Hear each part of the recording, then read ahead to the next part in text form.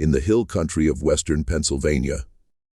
A house still stands that locals have long since given up trying to account for. Constructed in 1847 by a man whose name fails to appear on any church register, any census record preceding that year, or any deed of land purchase. For according to county records, the land was already his. Between 1847 and 1901, 3 families resided there. Each departed without any prior notice. Not driven out, not evicted. They left as if they had come to a private understanding with the structure itself, taking only what they could transport in the darkness, before dawn, never returning for the remainder of their belongings. The last family to leave it behind abandoned a meal still set out on the table, a Bible open to the book of Exodus, and all the doors in the house left wide open, except for one, the door to the attic. When a county assessor finally entered the property in the spring of 1902, he recorded his findings in a report that was filed, stamped, and then quietly expunged from the public ledger within 60 days of its submission. What he encountered in that attic, and more specifically, what he found beneath it, had been lying in wait there since before the first family ever took up residence. Before we proceed with the tale of the Harrove house and the floor that ought not to have existed, take a moment to subscribe to this channel and leave a comment telling us which state or city you're joining us from. This community spans the nation, and we're curious to know where you are. In the 1840s, the hills west of Allegheny City were not the untamed wilderness that Eastern newspapers liked to portray. The area had been populated for nearly 3 generations by that point. Its valleys had been carved into functioning farms, its creek banks lined with sawmills and tanneries that supported the timber trade. Small settlements had grown up around crossroads and ferry landings, each with its own church, its tavern, its post road deeply rutted by wagon wheels, and its particular hierarchy of men who owned property and men who labored for those who did. It was a landscape that had learned to appear ordinary, to present itself as precisely what it seemed. Nothing more, nothing less. This quality of enforced ordinariness was not merely geographic. It was social as well. The communities of western Pennsylvania during this era were constructed upon a strict architecture of appearances. What you revealed to the world defined who you were. What you concealed from it was your own affair, provided you kept it entirely so.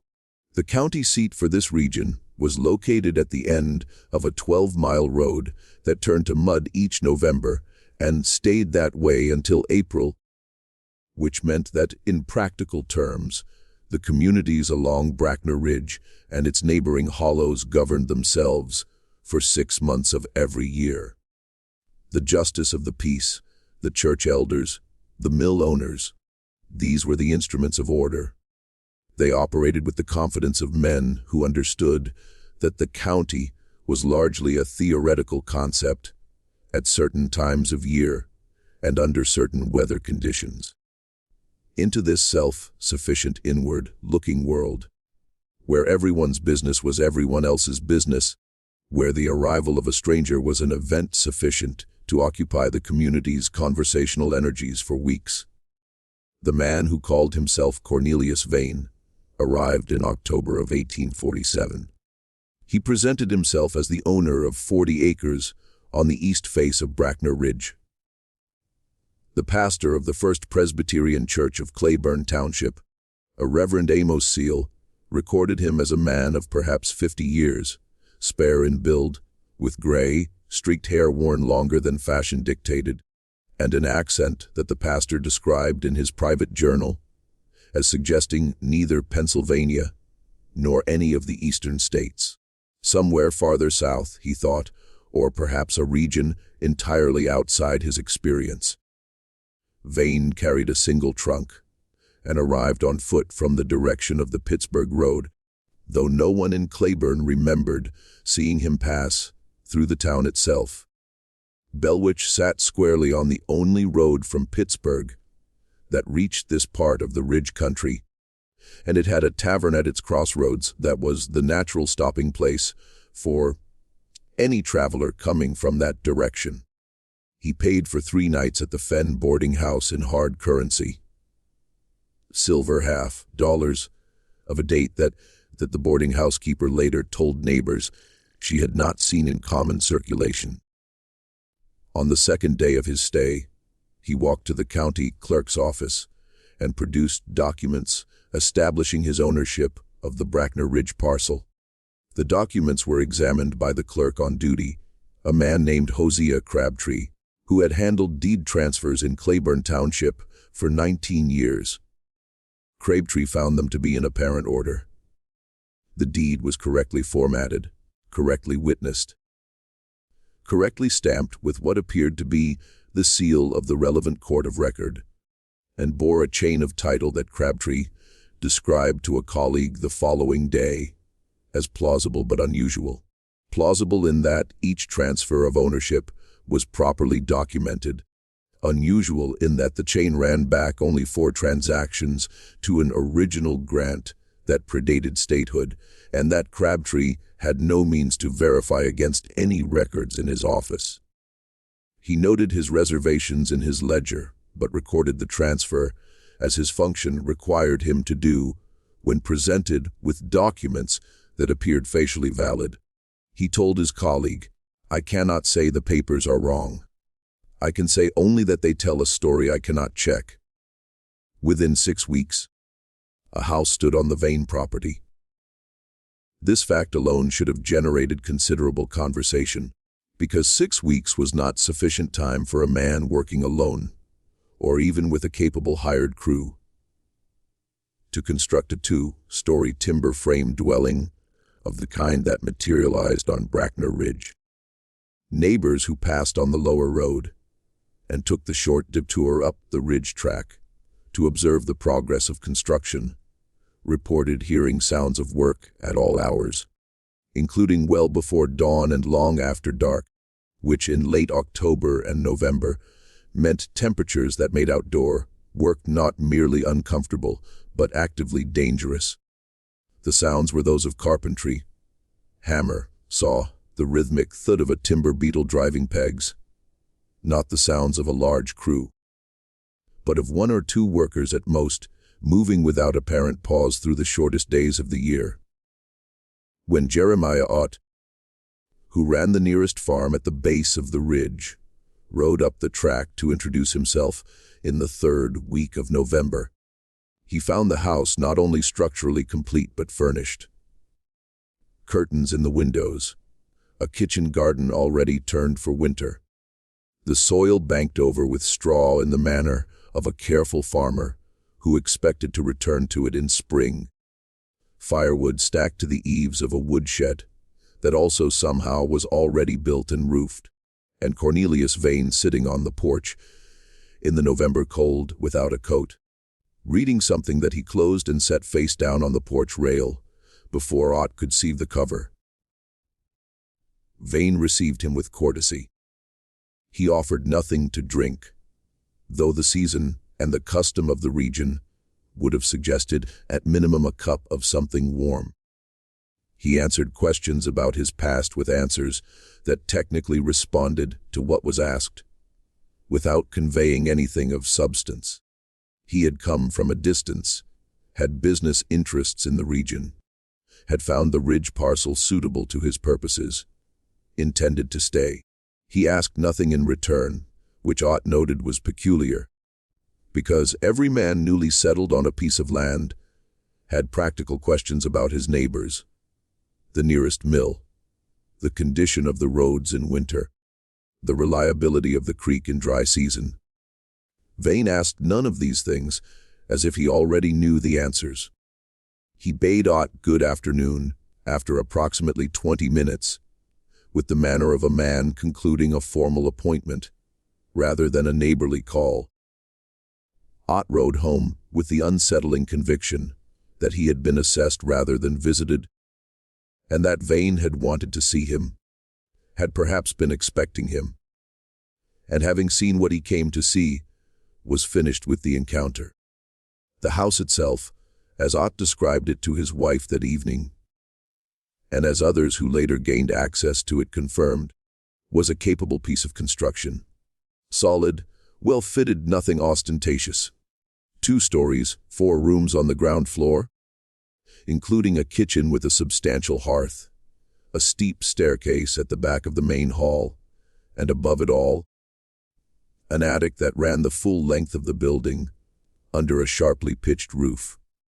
The attic was accessed from a door at the top of the rear staircase, and had 4 small windows, 2 at each gable end, which let in enough light on clear days to work by without a lamp. What distinguished the house from every other dwelling on Brackner Ridge, and what those first observers did not yet have reason to examine carefully, was the flooring. The ground floor used wide chestnut planks, perhaps 18 inches across, the kind of first-growth timber that was becoming harder to find even in the 1840s, but was still available from the larger mills in the region. The second floor used narrower oak boards, also typical for the period and region. But the attic floor was something else. Those who eventually got close enough to examine it described a close, fitted tongue and groove hardwood of a species no one in Claiborne Township could readily identify. Not oak, not chestnut, not walnut, not cherry, not any of the familiar woods of the Pennsylvania forests. It was very pale, almost cream-colored when the light hit it, with a fine, nearly invisible grain, and it had been laid with a precision that the millwright Roland Petty, who came later, would describe as the finest example of finished carpentry he had seen in a domestic building anywhere in western Pennsylvania. The boards were fitted so tightly that no light passed between them, no air moved through them, and the surface was as level as a tabletop across the full 30-foot length and 15-foot width of the attic. Cornelius Vane lived on Brackner Ridge for 4 years. In that time, he purchased nothing from the local merchants beyond occasional quantities of lamp oil and dried provisions. He kept no livestock that any neighbor ever observed. He cultivated the kitchen garden in spring and summer with quiet efficiency. He attended no church, joined no fraternal organization, subscribed to no newspaper, and sent and received mail only twice in 4 years. Both times receiving packages from Pittsburgh that the postmaster described as heavy for their size and sealed in a manner he had not seen before. The outer wrapping secured with a cord tied in a specific knot. That the postmaster's wife, who had grown up on the coast of Maine and knew something about rope work, said was used by navigators and surveyors, not by merchants or ordinary men of business.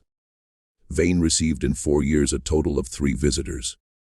All 3 arrived on foot from the Pittsburgh direction. All 3 stayed between 1 and 3 days. All 3 departed in the early morning hours before the rest of the community was stirring. Reverend Seal, who noted each of these visits in his journal, wrote that the 3 visitors shared what he called a quality of practiced inconspicuousness. People who had trained themselves to take up as little space in the world as possible, to make no impression, to be forgotten almost in the act of being observed. He found this quality, in the context of visits to a man who himself possessed it, to be more alarming than any more visible strangers would have been. In the spring of 1851, Cornelius Vane was gone. He gave no notice. He transacted no sale. He filed no departure with any public office. The house on Brackner Ridge stood empty for 11 months. The kitchen garden going to weed, the firewood slowly consumed by no fire, the curtains fading behind their windows. During those 11 months, various members of the community found reasons to approach the house, and at least 2 of them, according to later accounts, went inside. Neither reported finding anything missing from what they could see of the furnished rooms below. Neither admitted at the time to having gone to the attic. The house had the quality, according to one woman who had entered it on the pretext of checking whether the owner might be ill, of a place that had simply been paused, not abandoned, but set aside the way one sets aside a task that will be returned to. It was the community's collective assumption, never formally stated but clearly operative, that Vane would come back, that whatever had taken him away would conclude, and he would return and resume his quiet, self-contained existence on the ridge.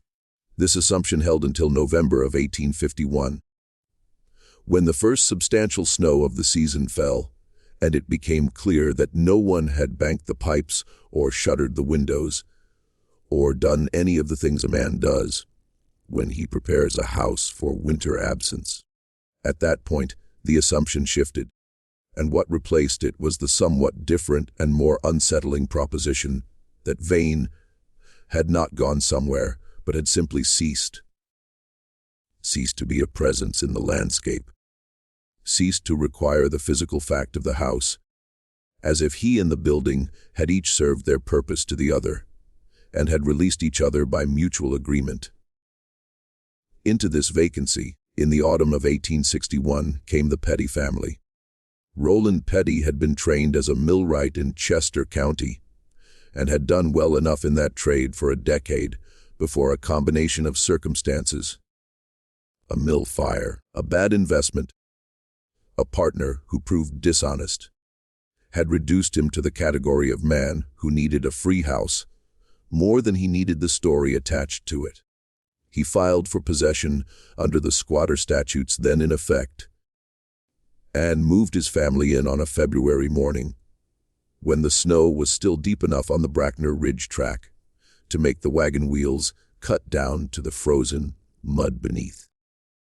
His wife, Arlene, who kept a household journal of the kind that educated women of her class and background typically maintained, recorded the arrival in her usual methodical way, the state of the house, which was structurally sound but cold and in need of thorough cleaning, the quality of the land, which she assessed as better than the ridge's reputation suggested, the nature of the community they were joining, which she found reserved but not unfriendly. She recorded her first impression of the attic in the same entry, noting that she went up to assess the storage situation and found the floor unlike any she had seen in a house of this type. Pale and closely fitted, with a smoothness that seemed to her more like a piece of furniture than a floor, more like the surface of something built with a specific purpose than the utilitarian boarding she expected. Roland Petty's reaction to the attic floor was the reaction of a craftsman, immediate professional interest, followed by a conclusion he stated with the confidence of expertise. The floor was the finest work he had seen in a residential building.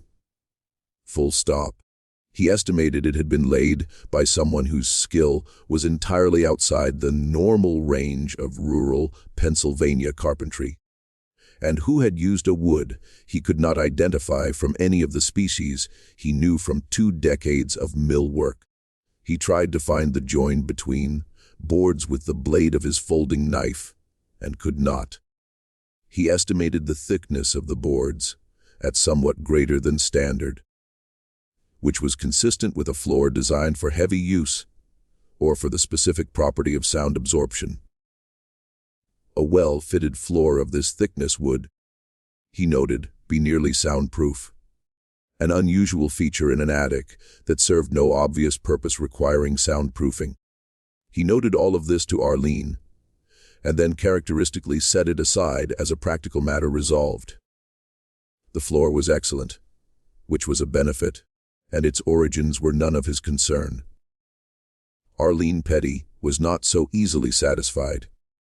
She was the daughter of a Quaker family from Chester County, educated beyond the regional average, and by temperament disposed to examine things from multiple angles before settling on an explanation. In the early weeks of the family's occupation of the Brackner Ridge house, She went to the attic several times for ordinary purposes: storage, retrieval, the seasonal rotation of household goods. And each time she noticed the same thing. It was not a sound. It was not a sight. It was a sensation beneath her feet, persistent and difficult to describe, that the floor was not simply the topmost surface of the building's uppermost story, but was instead a kind of boundary, a surface with something beneath it that gave it a quality of weight and resistance different from what a floor over open air produces. A floor over empty attic joists has a slight resonance, a faint hollowness that even someone without Roland's professional training learns to feel underfoot after years of walking on such floors. This floor had the opposite quality, a density, a downward solidity, as if it were resting not on the building's frame, but on something that came from below. She mentioned this to Roland in November of 1852, framing it as carefully as she could in practical terms, because she knew him well enough to understand that anything framed as intuition would be dismissed before it was considered. She described the sensation she felt underfoot. She described the quality of the sound when she pressed her heel against the boards. Not the expected hollow resonance, but something closer, denser, suggestive of mass beneath rather than air. Roland listened. He went up with a lamp that evening, spent a methodical 40 minutes on the attic floor, pressing and listening and knocking, and came down to tell her that the floor was solid, the boards well fitted, and that whatever she was feeling was almost certainly the timber settling in the cold, which produced sounds and sensations that could be misinterpreted.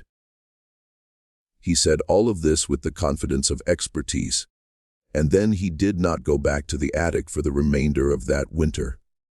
Not once. Arlene noted this in her journal without comment. She understood that the absence of comment was itself the comment. The months that followed produced a series of entries in Arlene's journal that circle back to the attic with a regularity she seems to find as puzzling as its object. She is not a woman given to obsession or anxiety, and her other journal entries from the same period are models of practical domesticity. The state of the garden, the cost of provisions, her daughter's progress with their studies, community events, letters to and from family in Chester County. These entries are orderly and grounded. The entries that concern the attic have a different quality. Not frightened, not fanciful, but straining, as if she is trying to fit something she knows into a vocabulary that does not quite contain it. She writes in January of 1853, "I understand that Roland is right about the floor. I understand that the sounds and sensations, I notice there have explanations that a man who knows would find obvious." And yet she leaves the sentence there. The next entry is 3 days later and concerns the price of salt pork. She returns to the attic in April of 1853, but this time with a specific purpose. She wants to measure the distance from the attic floor to the ceiling of the room below and compare it to the corresponding measurement taken from outside the building. The distance from the eave line to the window, tops of the second-story rooms. She does not record what prompted this idea. She takes her measurements carefully and records them in her journal with the precision of someone who has learned to trust numbers over impressions. The external measurement gives her approximately 9 feet of attic space between the floor and the ridge beam.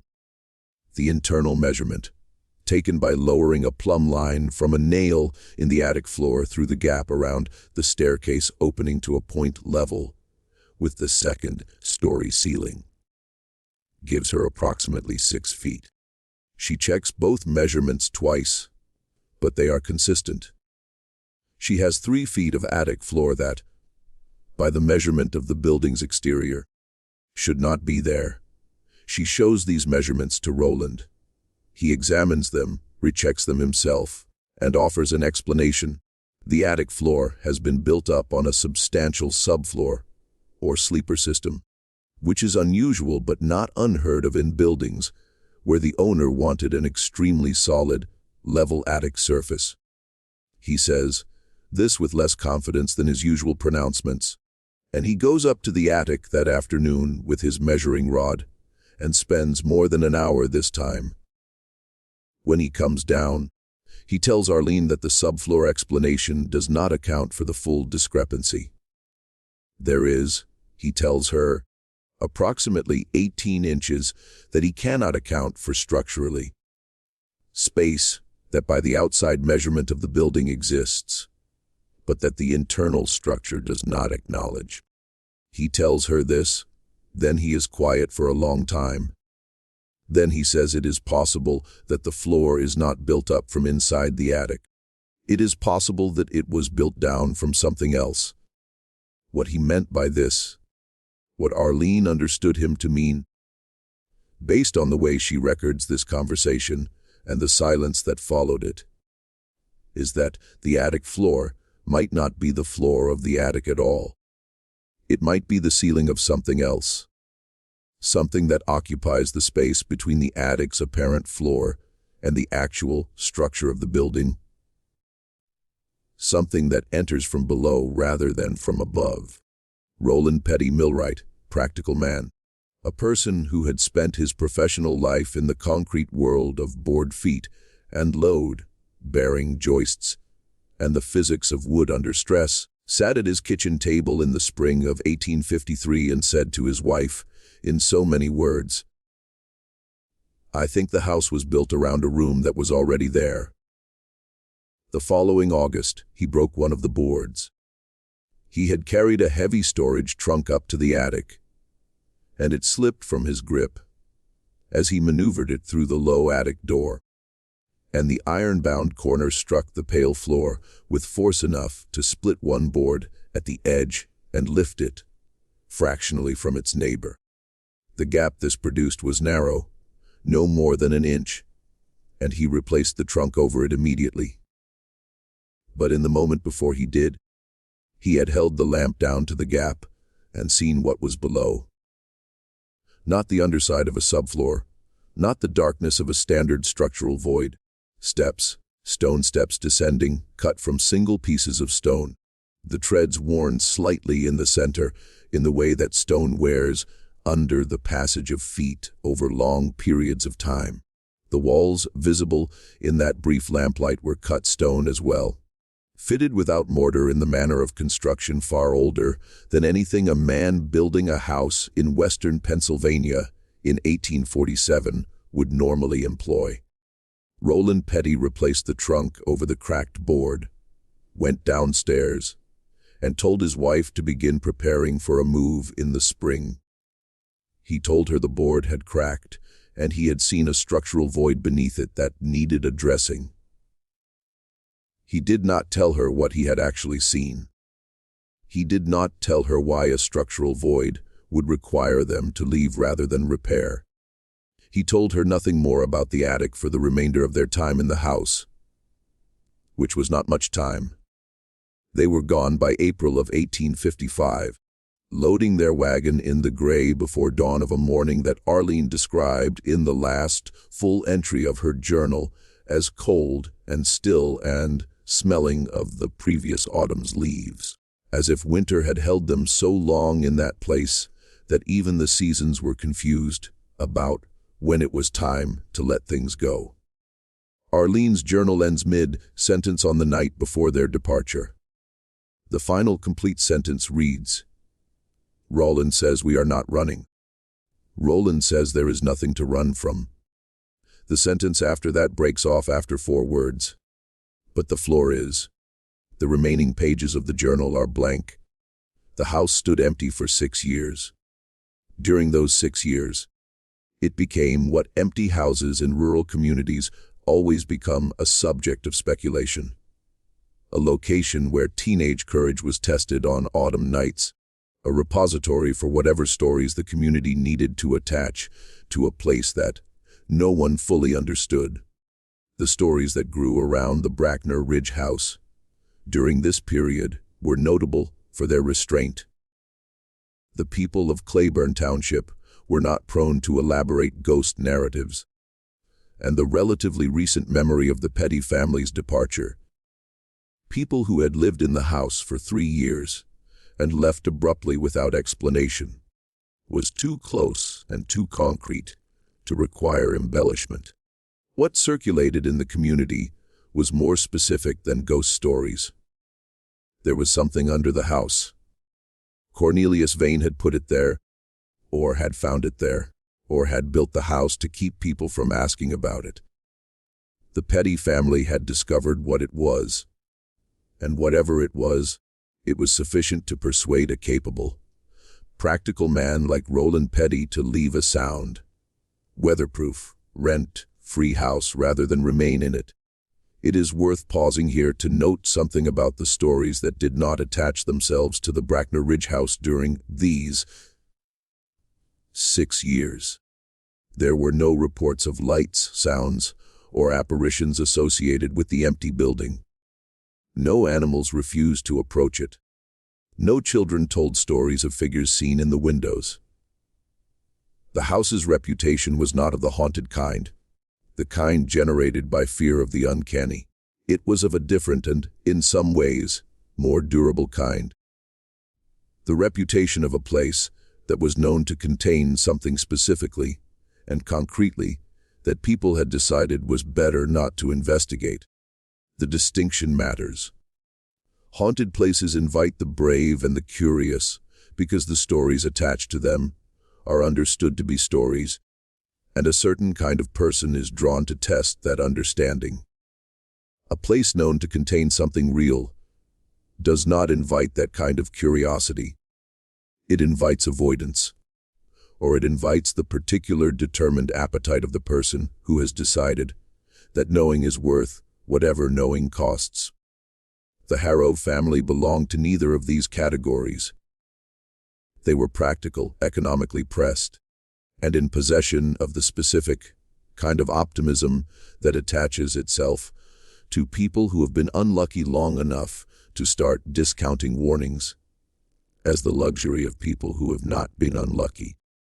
Silas Harrow was a former blacksmith who had lost 2 fingers in his forge in the same accident, and had been looking since then for the kind of stable, low-cost existence that would let him and his family regain some kind of footing.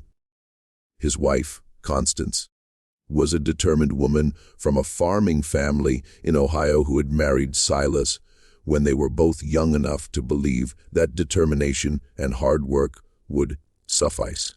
Their son, Derry, was 14 when the family arrived at Brackner Ridge in October of 1861, 1 month into the Civil War.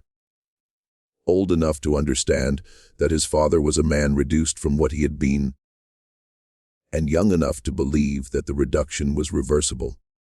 They arrived on a clear October afternoon with the leaves at their peak and the ridge country showing itself at its most persuasive. The house was sound, and the kitchen garden had gone to volunteer growth in the 6 empty years, but the soil was good. The woodshed had collapsed on one side, but was repairable. Silas walked through every room on the ground floor and the 2nd story, tested the joists, examined the framing where it was visible, pressed his hand against the interior walls, and nodded at what he found. He went up to the attic and spent perhaps 10 minutes there before coming back down. He told Constance, "The floor up there is the finest work I've seen in a house of this class.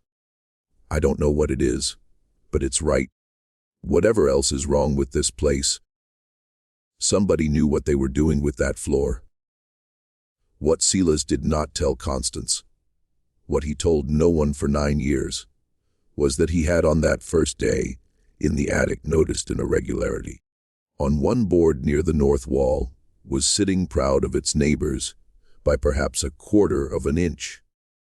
The irregularity was subtle enough that most people would not have noticed it, and even those who noticed it would likely have attributed it to seasonal movement in the wood Silas noticed it because he had spent years working with metal, and metal teaches you to read tolerance the way carpenters read grain, to feel the difference between a surface that is flat and a surface that is almost flat, but isn't, and to understand that the difference between those two things is never accidental in precision work. He knelt down and pressed the proud board flat with the heel of his hand, applying gradual downward pressure, and felt it give. Not spring back as a swelled board gives, but compress with a soft mechanical resistance and produce, at the bottom of its travel, a faint but distinct click, like the engagement of a latch. The section of floor that responded to this was larger than the board he had pressed. A rectangle of perhaps 4 feet by 6 feet centered on the north wall, and including the board he had touched and 5 others around it, rose silently on concealed hinges, the whole section pivoting upward as a single unit counterbalanced by some mechanism he could not immediately see, to reveal beneath it a stone staircase descending into darkness. The staircase was cut from single large stones. The walls framing it were cut and fitted stone, dry, laid without mortar, in a technique that Silas associated with construction older than anything he knew in western Pennsylvania. He stood at the top of the stairs for a long moment, breathing the air that rose from below, which was dry and faintly cool, and carried the smell of stone and something else he could not identify. Not decay, not must, but a kind of mineral stillness, as if the air below had been sealed in for a long time and had forgotten how to move. Then he went back downstairs, found a lamp, lit it, and went back up. The chamber at the bottom of the 12 stone steps was 30 feet long and perhaps 15 feet wide, running north to south beneath the full length of the attic above. The walls were cut stone, the same dry, laid technique as the staircase, fitted with a precision that spoke of either extraordinary skill or extraordinary time or both. The floor was packed earth, compressed to the density of stone, by what must have been decades or centuries of compression. The ceiling, the underside of the attic floor, was the extraordinary fitted hardwood viewed from below, smooth and seamless from this angle, too, with the mechanism of the concealed hatch visible as a single iron rod, running horizontally along the north wall, connected by a simple linkage to the counterbalanced hinges. The mechanism was elegant in the way that very old, very well-made things are elegant, no excess, no decoration, each element performing its function with the minimum of material and the maximum of result. The chamber was not empty. Along the eastern wall, built directly into the cut stone, were a series of wooden shelves, deep, well constructed, fitted to the wall in a manner that made them appear as much part of the structure as the stone itself. The wood of the shelves was the same pale, unidentifiable species as the attic floor above. On these shelves were objects. Silas moved the lamp slowly along the row, taking his time, committing what he saw to memory with the care of a man who sensed that this was the only reliable record he was going to make. There were boxes, flat, document-sized, made of the same pale wood as the shelves, sealed at their seams with dark wax. He did not count them precisely. Later, he would estimate between 20 and 30, arranged in 2 rows on the deepest shelves with spaces between groups that suggested either an original organizational scheme or the removal of some boxes at some previous time.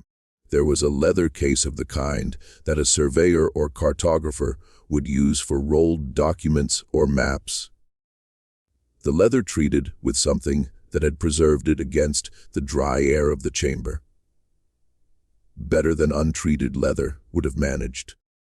There were 3 lanterns of a design he had not encountered before, elegant, clearly expensive, with reservoirs of what proved, when he tested the stopper of one, to still be oil, thick and dark, but not degraded.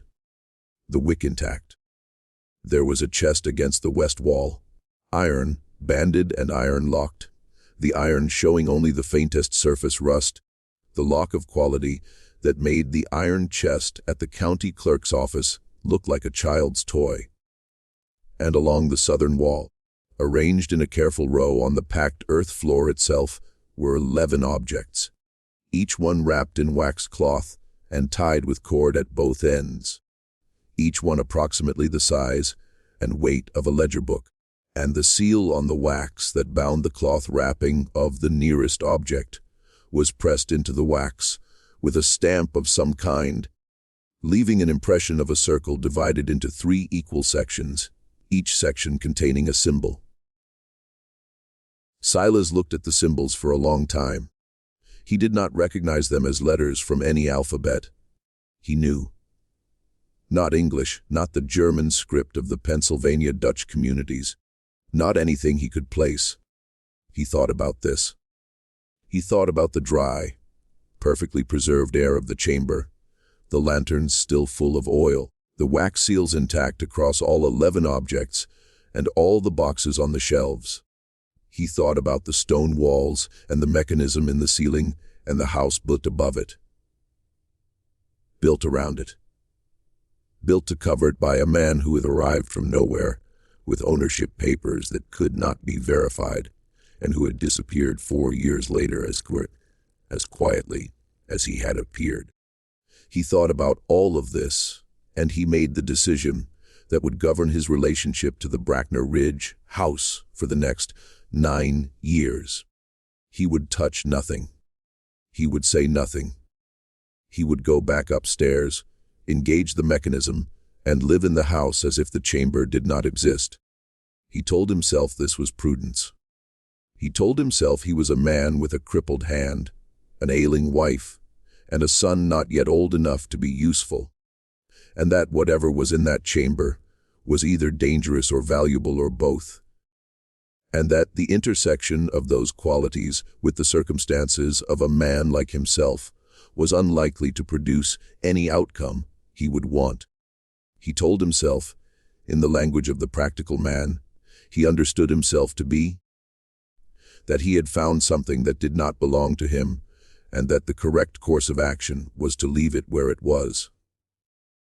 He told himself all of this, and it was true. It was all true. And he also knew, in the part of himself that was more honest than his reasoning, that what had stopped him from touching anything in that chamber was something simpler and more fundamental than calculation. It was the feeling, standing in the lamplight among the sealed boxes and the wrapped ledgers and the silent iron chest, that the objects in that room knew he was there. Not in any supernatural sense. Silas was not a man for supernatural senses, but in the sense that objects arranged with deliberate care in a preserved space carry the intention of the person who arranged them, and that intention in this case communicated itself to him with perfect clarity. These things were placed here to wait, and the person who placed them chose carefully who would wait with them. And that person was not Silas Harrove. He engaged the mechanism and went downstairs. He never told Constance. He never, in 9 years of living with it, stopped asking himself whether that was right. Constance died in the winter of 1868 of a fever that took hold fast and let go slow. And in the weeks of her illness and the months after it, the question of what she had not known about the attic of the house she had lived in for 7 years acquired a weight that Silas carried in addition to the ordinary weight of grief. He did not go back to the chamber. He did not tell anyone. He stayed. What kept him there? In a house he could have left at any time, in a community he owed nothing to, with a secret beneath his feet that had cost him his wife's full knowledge of her own home, is a question his son put to him directly on the evening in 1870 when Silas finally spoke. Derry was 23, married to a woman named Lucette from a farming family in Westmoreland County, and beginning to understand that his father's health was failing and that the questions he did not ask now would not be answerable later. He put the question plainly. Why did you stay? Silas thought about this for a while and then said, I stayed because leaving felt like trespassing. Like I would be taking something with me that I hadn't been given. He paused, and then said something that Derry recorded verbatim in his later letter to his cousin in Ohio. The room is not finished with its business. I could feel that as clearly as I can feel the cold. Whatever they put down there, whoever they were, it isn't done yet, and I'm not the one to interfere with it. Derry Harrove listened to everything his father told him that evening. He asked his questions, received his answers, and then waited 3 days before going up to the attic himself. He did not tell Lucette where he was going. He found the mechanism on the first try, because his father had described its location precisely. He went down. His subsequent letter to his cousin in Ohio, a cousin named James Harrove, who worked as a clerk in Cincinnati and who was apparently the person Derry trusted most with what he had discovered, was written 4 months after this descent from an address in Cincinnati, which tells us that the family had already moved by the time Derry composed it. The letter is preserved in the Cincinnati archive that received James Harrove's papers from his widow's estate, and it has the quality of something composed by a person exercising extreme discipline over both his vocabulary and his emotions. The early parts of the letter confirm his father's description of the chamber, in every particular: the stone walls, the shelves, the sealed boxes, the 3 lanterns with their oil intact, the leather map-cased, the iron banded chest, the leaven-wrapped objects along the southern wall. Nothing, as far as he could determine, had been disturbed since his father's visit 9 years before. The preservation was, if anything, more remarkable to Derry than it had been to Silas, because Derry was old enough to have a clearer sense of what 9 years of undisturbed storage in a sealed space does to organic materials, and what the chamber preserved was not what should have survived. Unlike his father, Derry opened one of the flat wooden boxes. He chose one at random from the middle of the lower row on the eastern shelves, unworking the wax seal carefully to avoid breaking it more than necessary. He intended, he wrote, to reseal it after reading, though he did not explain why this mattered to him. And it is one of several details in the letter where his reasoning is opaque in ways that suggest he is omitting something he chose not to commit to paper. The box contained documents, multiple sheets of paper, he described as thin as a banknote but more durable, written in a hand so uniform and precise that he initially mistook it for printing. He read English. The documents were in English, clearly composed by someone for whom English was their primary language of formal communication. He read enough to understand the nature of the documents. Then he replaced them in the box, pressed the wax seal back as well as he could manage, returned the box to its position on the shelf, and went back up the stairs without examining anything else. In the letter to his cousin, he does not transcribe what he read. He says, "I will not write the details here, James, not because I don't trust you, but because I don't trust paper." He says, "The documents concern names, a very large number of names, more than I could count in the pages I saw from one box alone. Against each name, there are dates, locations, and figures that I took at first to be monetary amounts, though now I am not certain they are monetary." He says, "The locations range far beyond what I expected, beyond Pennsylvania, beyond the eastern states, into regions I could identify and regions I could not." He says, "The dates run back beyond what anyone living could remember and run forward to within the past few years, which should be impossible for a document sealed in a chamber that I have no reason to believe has been entered since my father found it. And yet the forward dates are there, and the ink that records them is the same throughout, without any variation in color or character that would suggest later additions. And then he writes the sentence that he crosses out twice and reconstructs the third time. Among the names in the documents that I read, there were names I recognized. He does not specify whose names. He does not explain how he recognized them.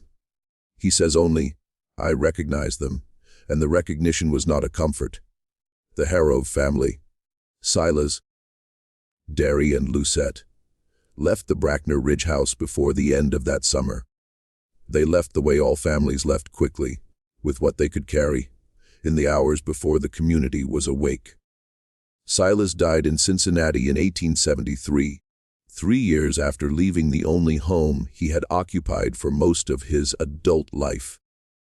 Derry continued corresponding with his cousin for a decade after the Cincinnati letter, but never returned to the subject of the chamber or its contents. Lucette outlived them both. In the spring of 1904, a Pittsburgh Dispatch correspondent named Harlan Voss was working on a series of articles about abandoned properties in western Pennsylvania, a subject that acquired renewed public interest after the industrialization of the region had led to scatter the wake of the populated farm properties in the wake of the population's movement toward the mill towns. Voss tracked down Lucette Harrove, then in her 70s, living with a daughter's family in a suburb of Pittsburgh, and asked her about the house on Brackner Ridge, which had by then been demolished. Lucette granted him one interview. Voss's article, which ran in the Dispatch in May of 1904, quotes her sparingly. She says that she never went to the attic of the Brackner Ridge house and never asked her husband what he found there. She says, I knew he had found something. I knew it from the first week. A woman knows when her husband is carrying something that isn't hers to share. I made my peace with not knowing. Voss notes in the published article that Mrs. Harrove, when speaking of the house, appeared not frightened, but relieved, as if the question had been put to her in a form she could answer without saying anything real. Lucette died in 1907. No other member of the Harrove family left any account of the Brackner Ridge house. Now we arrive at the county assessor, and at the moment when the machinery of institutional management becomes briefly and imperfectly visible. His name was Ezekiel Marrow, and he had spent 20 years documenting properties for Allegheny County with the methodical temperament of a man who believed that accurate records were the foundation of civil society, and that the production of accurate records was therefore a form of civic virtue. He had seen in those 20 years the full range of what people build, store, abandon, and conceal, and he had developed a professional practice of treating what he found with the equanimity appropriate to his function. His job was to document, not to judge. He arrived at the Brackner Ridge property in April of 1902, authorized by the county to assess the estate of the property's most recent registered owner, who had died without heirs, and to determine its disposition. He entered the house and conducted his examination floor by floor, room by room, with a thoroughness his professional reputation required. He reached the attic in the afternoon of his second day. He found the mechanism on his first careful examination of the floor. It took him longer than it had taken Silas Harrove, because he was approaching an unfamiliar surface without prior knowledge. But the proud board near the north wall was visible to a careful observer, and Marrow was a careful observer. He triggered the mechanism. He went downstairs for a lamp. He descended. His written report, filed with the county clerk's office on April 29, 1902, ran to 31 pages. This was extraordinary. A routine property assessment in Allegheny County in this period ran to 4 or 5 pages. The additional 26 pages of Marrow's report accounted for the chamber, its contents, their condition, and his professional observations about the construction of both the chamber and the concealment mechanism above it. He was specific. He inventoried the objects on the shelves and the floor in the same detail and with the same calm, professional language he would have used to inventory any property. He noted the condition of each category of object. He noted his assessment of the chamber's construction date, which he placed significantly earlier than the house above it. He estimated the chamber was at least a century older than the 1847 house, based on the stonework techniques and the degree of compaction of the earthen floor. He noted the seal on the wax of the 11 cloth-wrapped objects and described it in terms precise enough to constitute a useful identification. A circle of approximately 1 inch in diameter, divided into 3 equal sectors by lines running from the circumference to the center, each sector containing a single symbol that he reproduced by hand, drawing in the margin of his report. He noted that he had seen this seal before in a different context, and that recognition was part of what he considered his professional obligation to report. He filed the report. He received the standard receipt. He went home to his house in Allegheny City and sat at his writing desk and composed a letter to his brother-in-law in Philadelphia, a man named Theodore Dunning, who worked in the law and who was, as far as Marrow was concerned, the most reliable person he could think of to trust with what he had seen. In the letter, which Marrow evidently wrote the same evening he returned from the property, he describes the chamber and its contents in summary, not the full inventory of the report, but enough to convey the nature and significance of the discovery. He describes the seal. He describes his prior encounter with the seal, which he is careful to frame in terms that acknowledge it, without specifying the context. He had seen it on a document that had come through his office in an official capacity 7 years prior, in connection with a matter that had been referred upward for resolution, and that he had subsequently not been asked to follow up on. He had noted the seal at the time, and had not found a match for it in any reference he consulted. Seeing it again in the chamber, beneath the Brackner Ridge house, he wrote, confirmed for him that what he had found was not an isolated historical curiosity, but was connected to something ongoing, something that had people, and that those people moved documents and property, and, presumably, information in patterns that were not visible to the normal instruments of county governance. He told Dunning that he had reported everything in his official document, and that he expected the matter to be referred to appropriate authorities, and that he was writing this letter because he wanted someone outside the county government to know what he had found before any referral took place. He did not say that he was worried about the referral. He did not need to. Marrow's report was stamped received on April 29, 1902. It remained in the active file of the county clerk's office for 62 days. On June 30, 1902, it was removed from the active file and placed in a category designated in the clerk's internal system as pending resolution. Over the following 12 years, it was transferred twice between offices and ultimately appears in an inventory of materials, transferred to the State Archive in Harrisburg in 1914, when researchers sought it in the 1940s, the 1960s, and again in 2003. The most recent search conducted by a historian of Allegheny County Land Records, who had encountered a reference to the report in a secondary source and requested it by its original reference number.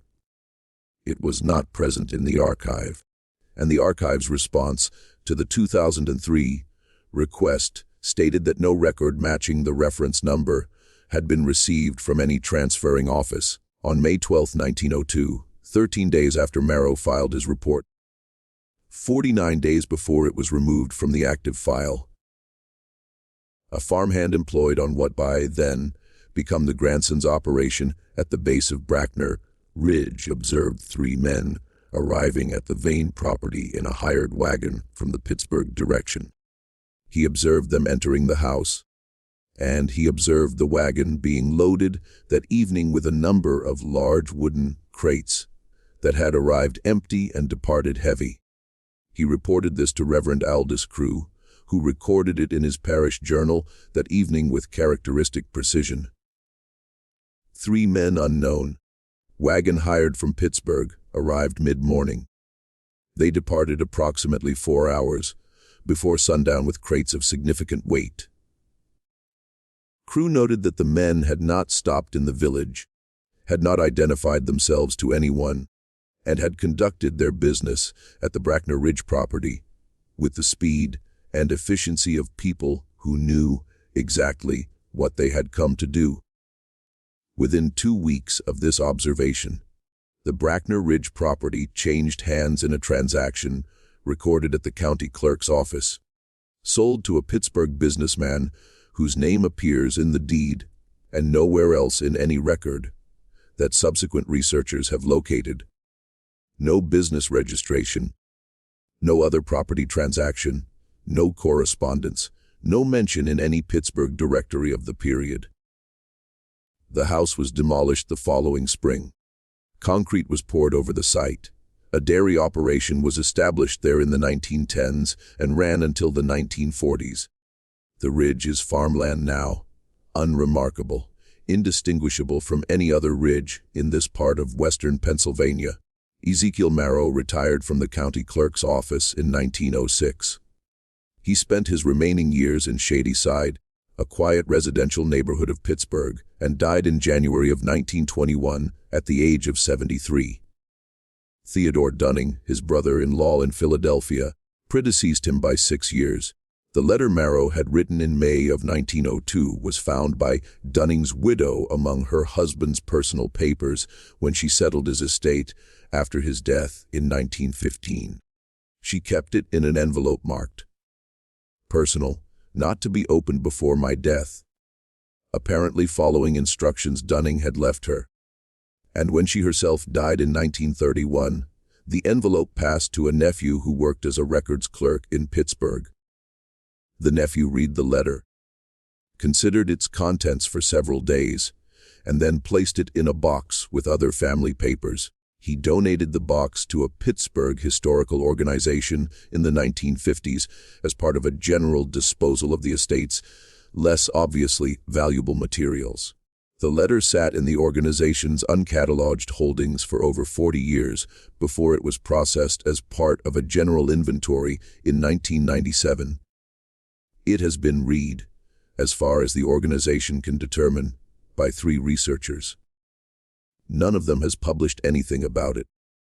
The question that runs through all of this, through Silas Harrove's 9 years of silence in Derry, Harrove's letter that says everything except the thing that mattered most in Ezekiel, Marrow's 31 pages removed to a place they have not been found since, is the question of what specifically was in that chamber.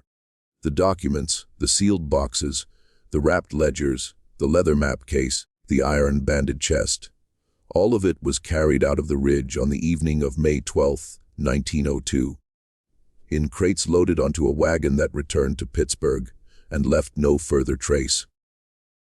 The chamber itself was poured full of concrete when the house above it was demolished. If anything remains beneath the foundation of what is now a working farm on the east face of Brackner Ridge, no one has looked for it with the means to find it.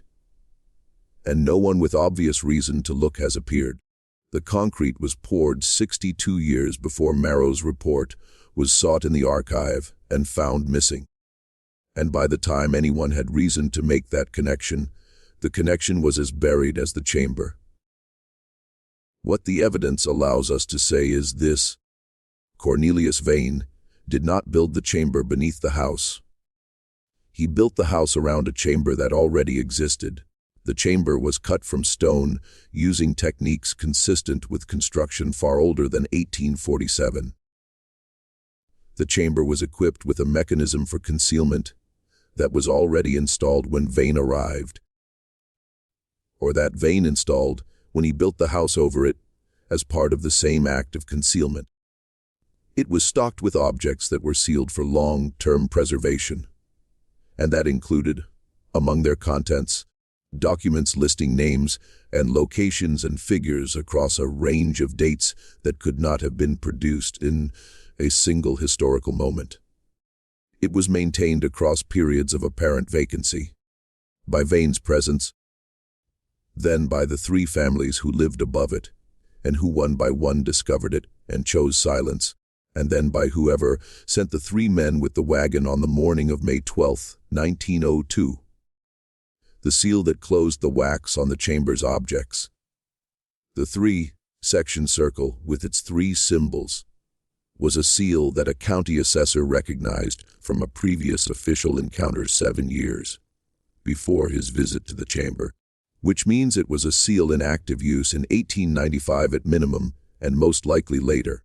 No organization using that seal has been identified in any public record, fraternal register, commercial filing, or governmental index that researchers have consulted. These are the facts. The facts describe an infrastructure, not a building, not a family secret, not the idiosyncrasy of a single eccentric man, but an infrastructure, a system for storing, preserving, and eventually recovering information and material of a nature and importance that the people managing it had decided over a period of decades, and perhaps much longer, would be the house in rural Pennsylvania. Any location from ordinary instruments of public record and institutional governance. The house was the container. The families were incidental. They were chosen, or permitted, or tolerated, not because they were unlikely, for economic or personal reasons, to disturb what was beneath them. And when one of them finally did more than discover the chamber, when Derry Harrove opened a box and read names he recognized, the family was gone within months, and the house was in new hands within a year, and the contents of the chamber were in crates on a wagon, heading back to wherever such things go when they are done being stored. What those names were, what Derry Harrove recognized, and was afraid to commit to paper, even in a letter he trusted to his most reliable cousin, remains in the only place it has been since the summer of 1870, inside an account that stops precisely where the accounting becomes specific. This is not an accident. It is the most deliberate thing in this entire story. The decision made independently by Silas Harrove, by Derry Harrove, and by Ezekiel Marrow to leave the content out. Silas touched nothing. Derry read and did not transcribe. Marrow described the chamber fully, but appears to have been careful in his letter to Dunning about how much of the document's content he reproduced. 3 different men in 3 different decades, confronted with the contents of the same chamber, arrived at the same decision about how much to say.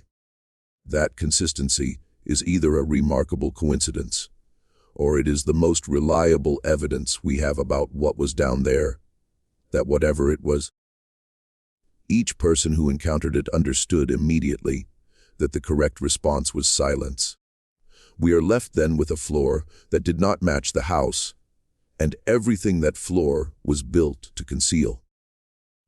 The attic of the Brackner Ridge house sat over a space that had been made to hold secrets by people who had thought carefully about how long secrets needed to be held and what conditions they needed to survive in.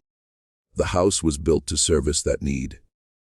The families were the last layer of concealment, the most human layer, the layer that required complicity, and that produced it in 3 cases out of 3 without any apparent coercion. No one threatened Silas Harrove. No one threatened the Petty family. No one threatened Ezekiel Marrow. They each encountered what was in that chamber and made, without instruction, the same choice. That tells us something about what they found.